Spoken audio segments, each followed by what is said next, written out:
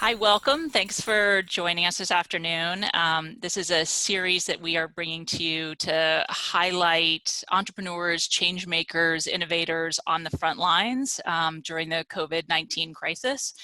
We wanted to find a way to bring you their stories, understand the work that's happening, and so we are offering a series of interviews. And the first today will be with the Executive Director of SPARC, Heather Joseph. She is going to be highlighting and lifting up the work of open access.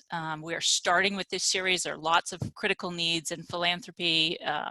Certainly many of our partners are donating to local hospitals and folks on the front lines. When we think about finding a vaccine and finding a cure, we consider the work of SPARC to be very much on the front line. So Heather, welcome. Thank you for joining us in the first of this series. First of all, let's start with how are you? How's your family? How's your team doing? Thanks, Shelley. Family's good. I think like everybody, we're adjusting to new reality. In terms of the team, the work that we do is largely online, so we're pretty much at home in this environment. So business as usual for us. So glad to hear everybody's well. Open access, and you and I have been working together for a number of years on this campaign.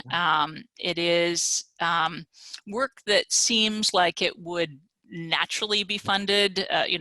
Publicly funded research being publicly available seems to me to be common sense, but it is a fight that you've been fighting for 15 years and continue to fight. And in this pandemic seems absolutely more important than ever. So I want to just start off with how did you come to care about, pay attention to, and throw your life's work into open access? Yeah, so I never thought I would be doing what I'm doing now. I thought I wanted to be an investigative journalist. So, I was going to be the combination of Woodward and Bernstein.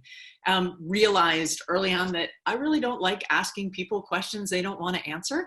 Was really not suited for that aspect of publishing, but love everything else about it. Love the business, love supporting the publishing. So I've been fortunate enough to work for the last 15 years in a very specialized area of publishing and scientific publishing, which is amazing because my job is essentially to help scientists share with other people the results of what they're working on so that people can build on it and make progress. And that's at the heart of the open access movement, right? Is the supporting people using the online environment to be able to get access, anybody, anywhere, anytime, to the knowledge that they need to do whatever work that they need to do.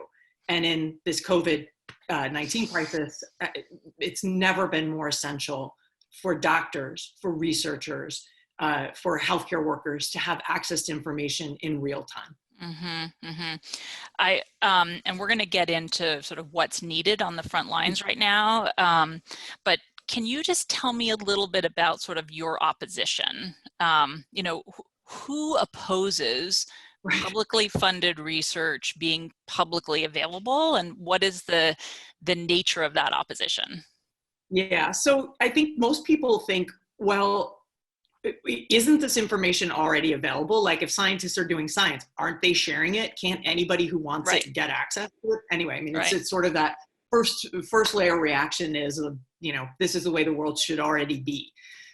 Especially as you said, like the biggest funders of science, not just here in the United States, but around the world, are federal governments. Right. So here in the US, I mean, that's like what percentage would be federal governments of funding of scientific research? Here in the US, it's probably, about 60 to 70% of the research funding. We spend as taxpayers about $65 billion a year on publicly funded science. Great. It's biomedical research, it's climate change research, sustainable food, it's the whole gamut. So the data we need to solve the most pressing problems in front of us, probably the solutions lie in that that research that may have already happened. 100%. Well, we hope so. I was going to say 100%. A lot of it is in there. A lot of it is there. Okay. The ability to use the data, the articles that report on the work that scientists are doing is the key to everything.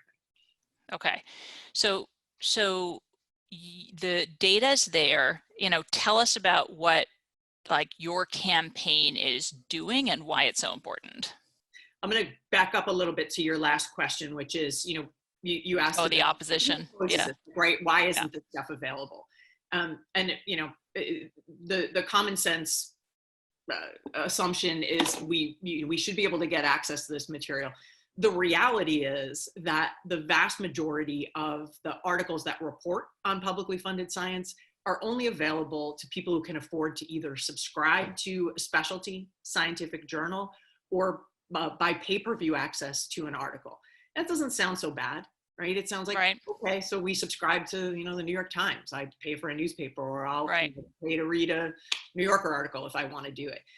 It's super expensive and super restrictive to get scientific journal articles. Just to give you a sense of how expensive publications are, subscribing to a year's worth of, an average journal is on the order of thousands of dollars a year to tens of thousands of dollars. It's not like $100 and you get access to a year's worth of the journal. And presumably you have to have multiple subscriptions in order to cover the landscape for research in any particular area.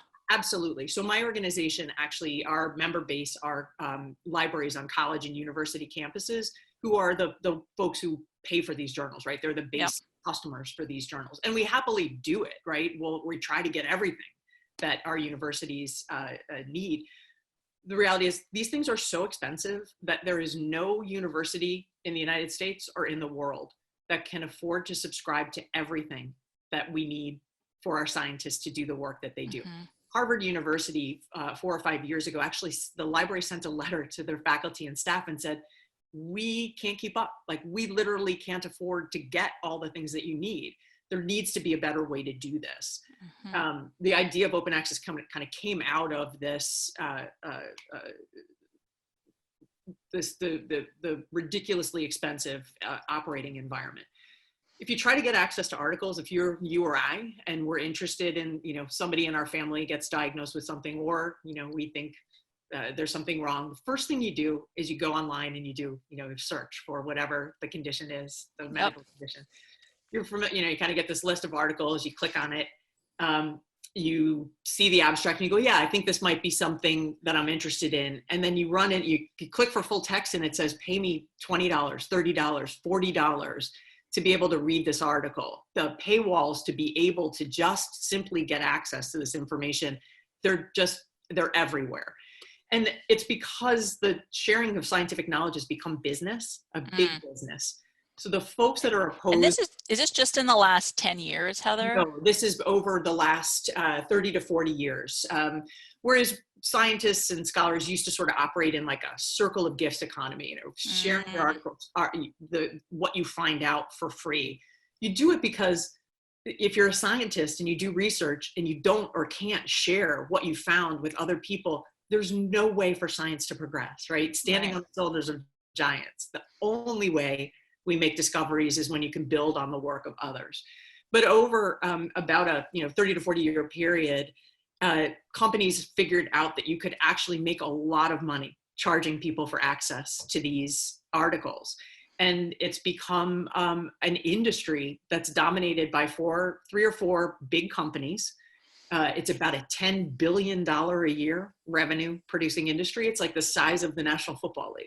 Mm-hmm. It's billion with a B, huge amounts of money. And the companies make huge profits, right? There's the commercial companies can throw off profit margins that are like 30%, 40%. Mm-hmm. Elsevier and Springer Nature, the two biggest publishing companies for journals, have profit margins that are higher than Exxon, higher than Coca-Cola, higher than Google. Right. And this is, would you say it's been sort of a steep curve of profits increasing over, as we've had, digital, the ability to do digital distribution, presumably costs for those companies would come down, but you've actually seen sort of profits and costs to access. And this is for Harvard University, as well as for the mother or father with a kid with Lyme disease trying to get access to a few articles. Exactly. And yeah, you're spot on. The costs have been going up. Libraries have seen like double-digit price increases over the, like a 20-year period, we see the cost of journals just going up astronomically. We totally thought that when, the advent of the internet and the web hit, Right. the marginal cost of distribution is almost nothing. Of course, costs are going to go down. But large companies keep saying, well, we need to keep investing in technology, and there's always a reason for the cost to go up. And, open access really is a mechanism to create a much more level playing field. We recognize there's a cost, right, to produce high quality information. We want information to be validated, especially scientific information. So we're willing to pay for that, but there's ways to do that upfront and still allow there to be no barriers to anybody, anytime, anywhere who needs it to be able to get access to this information. Yeah. So tell us about the opposition. I mean, you've talked about how well resourced they are. Given the rationale that you've laid out, even if we weren't in a pandemic crisis, I would presume if you went to Capitol Hill and laid out that data, that you would have lawmakers on both sides of the aisle saying, absolutely, we want citizens to be able to get data they need to take care of the health of their kids. We want universities to be able to innovate. We want to democratize access to information. You talked about sort of delays, saying we need to do more research, or anything else you can say about the nature of the sort of opposition that you're getting to information with, some reasonable sort of charges being available, and then we'll pivot to the pandemic. Sure. You're absolutely right. We get a very good reception on both sides of the aisle to the idea of taxpayers deserving access to the results of research their tax dollars have funded.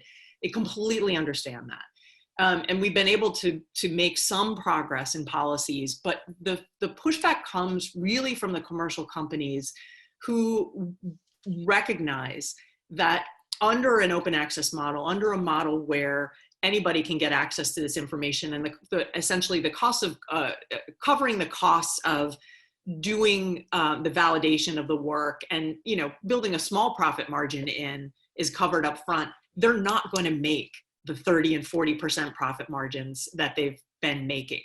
If you're a commercial company, you're measured on margin, right?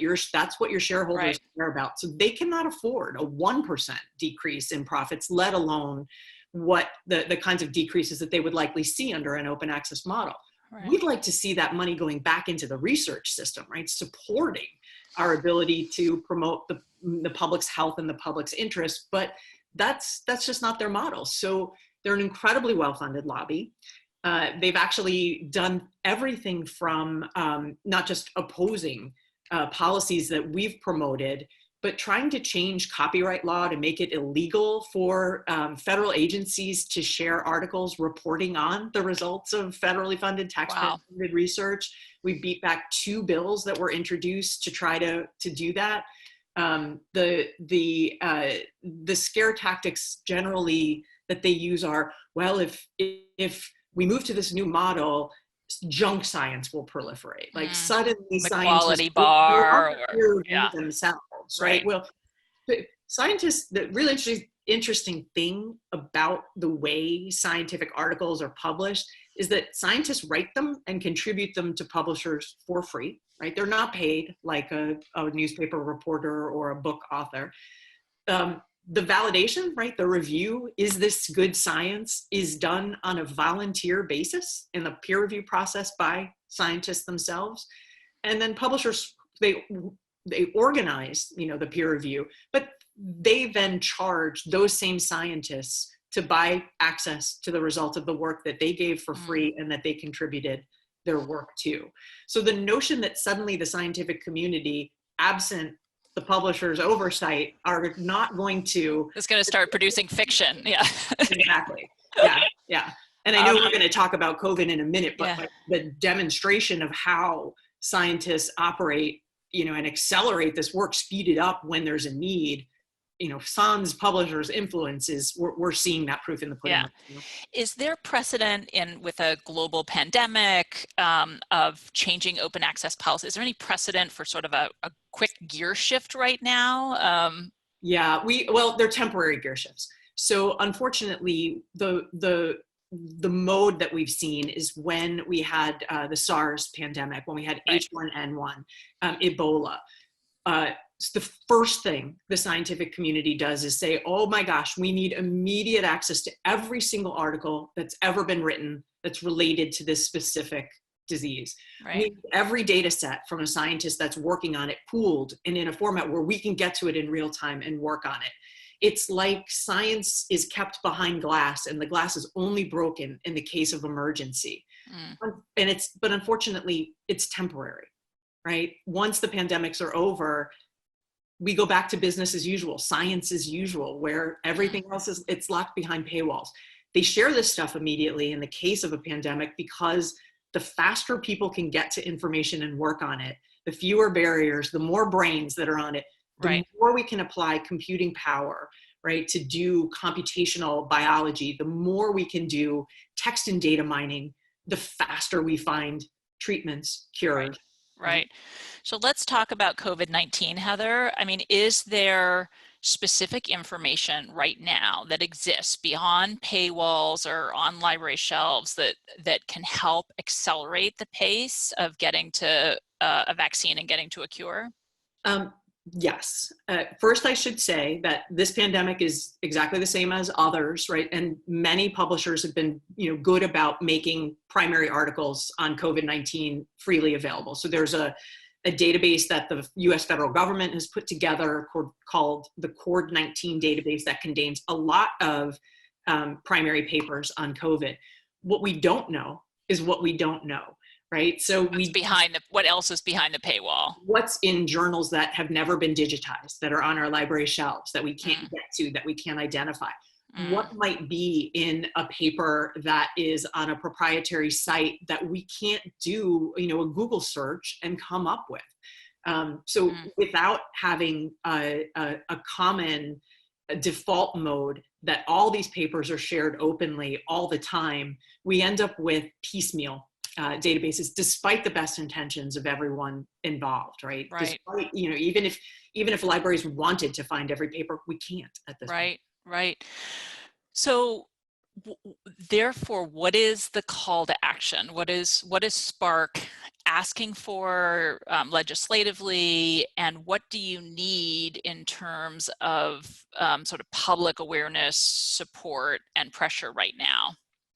So our call to action at SPARC has been, it's kind of a big call to action, right? Our goal is to set the default to open for research, right? What we want is any researcher that walks onto a college campus or into a federal lab or any lab to expect that they're going to share the data, the article, the codes resulting from that research, unless or until there's a compelling reason to shut it down, which is the opposite of the sort of current policy.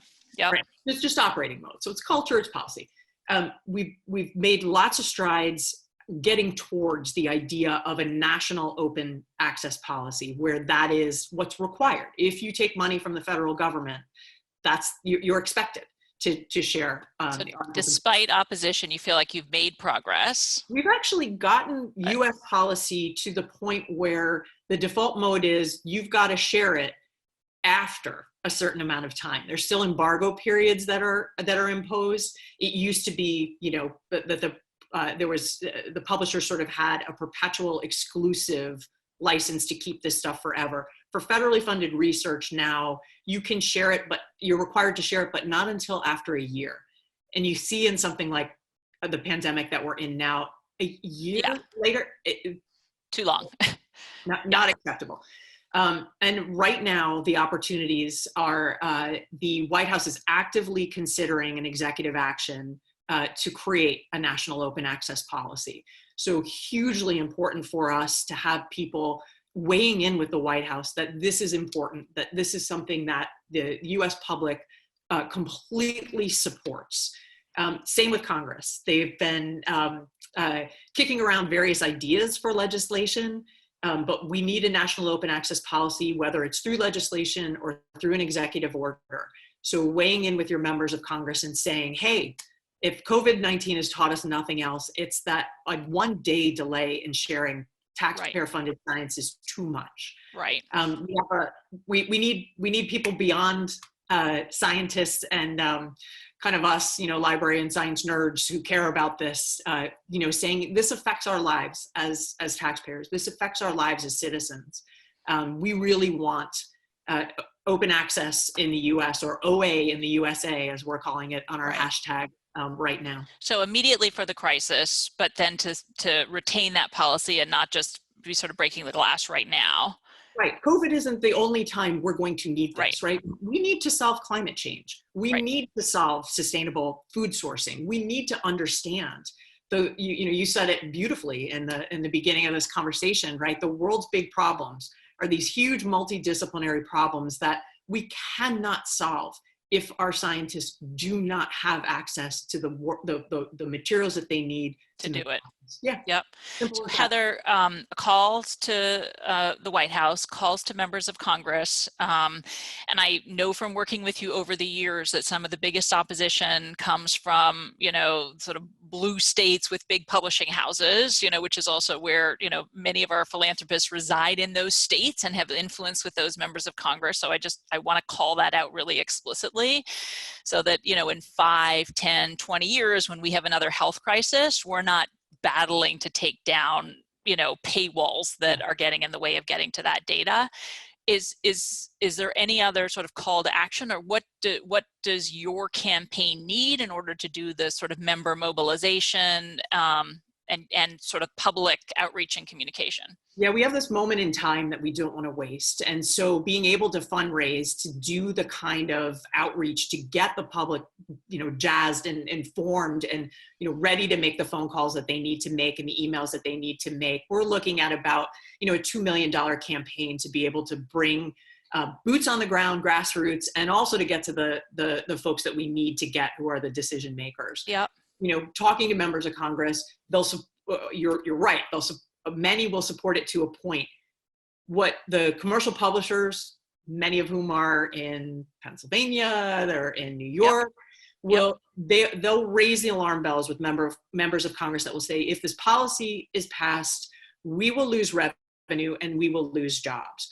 The reality is they may have to shift what some of their employees do in those companies, and they may not be working on journals anymore. Right. But they may be working on new models of scientific communication. Right. And this is a job creation engine, right? Yeah. Getting the science out there and creating the opportunity for new businesses to innovate on this is an economic driver.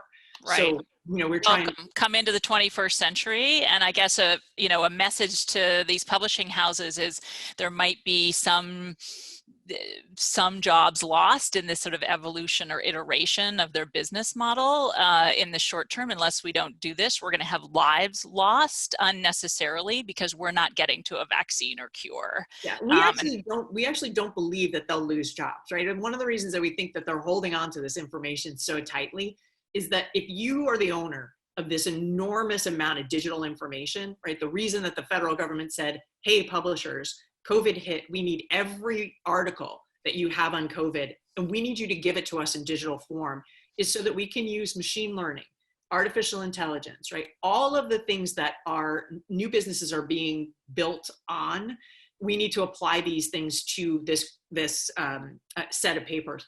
The publishers would very, very much love to be able to keep those for themselves and generate those new services, those new businesses themselves. So they have a growth opportunity. They don't want competition. Mm-hmm. And we very much would like to see 1,000 flowers blooming in competition to let every mind, every brain, every technique work. Right. Kids that want to go to work on pancreatic cancer testing, as one of the kids was able to do with access to data. That was amazing. High school student, no less. So yes, I see this as sort of the open access campaign is a key to unlock scientific discovery, but also sort of innovation, entrepreneurship. Heather, just so inspired by what you and your team are doing. You're a very lean team. You know, there are just a few of you, and the progress that you've made over the last 15 years to, you know, take on this industry. Thank you for laying out those numbers in terms of comparing it to oil and gas or other industries. This is definitely a David and Goliath effort that you all are putting forward. 2 million to research your fund your work right now, and folks calling on the White House and members of Congress is definitely something you know, we want to put out to the community to help mobilize that support. So I want to ask you if there's anything I didn't ask you that you want to answer before I close. No, I just want to say we're on the 1 yard line, right? We've done a lot of the legwork to educate policymakers. We have an enormous coalition of dedicated people who understand this in the patients advocacy community and the scientific community to get over that 1 yard line, to get this executive order out from the White House, or to get Congress to say, if you're not going to do it, we're going to do it. This is it, right? This is a measurable, we can see that end state. So thank you so much for the chance to talk about this. Yeah, absolutely. And where do people go to learn more about SPARC? It's sparkopen.org. Okay, good. All right. Thank you, Heather. Thanks to your team and just the amazing work. And I hope we are sending out, you know, notices in the next few weeks. Hopefully it's not months, to say you got into the end zone, you have the funding you need, and people who need access to this data for finding a vaccine and cure, you know, have what they need to go and do the work. Great. Thanks, Shelley. Okay, take care.